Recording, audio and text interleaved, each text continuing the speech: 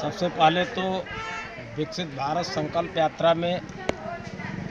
आप लोग राष्ट्र के चौथे स्तंभ हैं। आप लोगों का जो निरंतर इस प्रधानमंत्री नरेंद्र मोदी जी के जो सपनों को साकार करने में जो आप लोगों की अहम भूमिका है, आप लोगों को बहुत बहुत धन्यवाद देता हूं। विकसित भारत प्रधानमंत्री नरेंद्र भाई मोदी जी का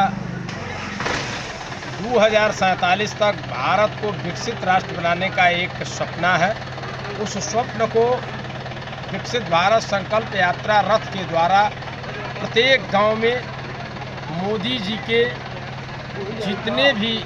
लाभार्थी, चाहे जितनी भी योजनाएं हैं, भारत सरकार या प्रदेश सरकार की जितने भी योजनाएं हैं, योजनाओं को जनता तक पहुंचाना, इस यात्रा के माध्यम से प्रत्येक गांव सभा में संबंधित सभी विभाग के